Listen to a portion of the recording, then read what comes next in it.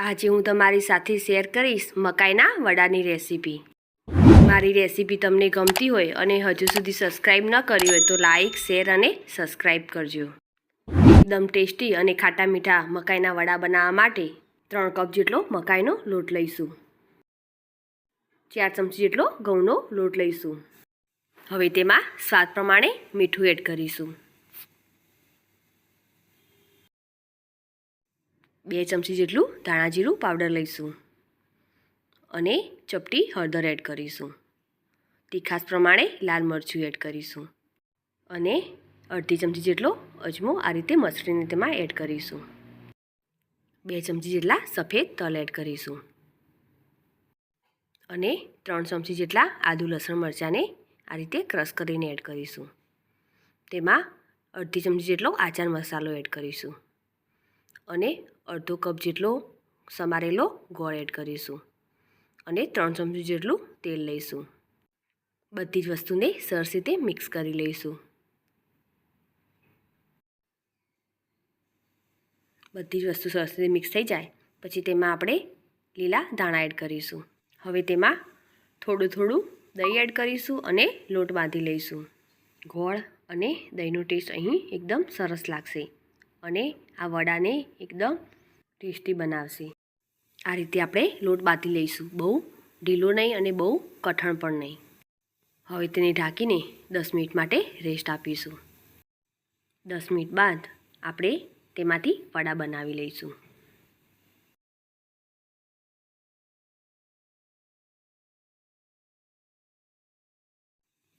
આ રીતે મીડિયમ સાઇઝનો લુઓ બનાવી લઈશું અને તેના આ રીતે વડા બનાવી લઈશું। હવે તેના પર તલ લગાવી લઈશું। આ રીતે બધા જ વડાને રેડી કરીશું।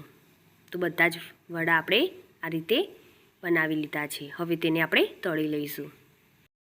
હવે એક કડાઈમાં તેલ ગરમ કરીશું અને તેલ ગરમ થઈ જાય એટલે તેમાં આપણે વડા એડ કરીશું। શરૂઆતમાં ગેસની ફ્લેમ મીડિયમ રાખીશું અને પછી ગેસની ફ્લેમ હાઈ કરીશું અને થોડી વાર પછી આપણે તેની સાઈડ ચેન્જ કરીશું।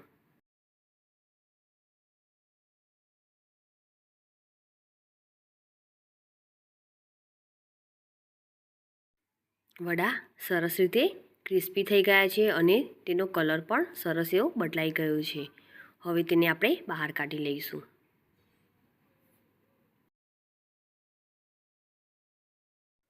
અને તે જ રીતે આપણે બીજા વડાને પણ તળી લઈશું।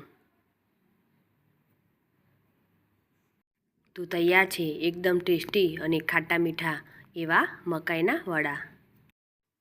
આ વડા ચા સાથે, નાસ્તામાં કે પછી કોઈ સફરમાં લઈ જવા હોય તો પણ તેને લઈ જઈ શકાય છે।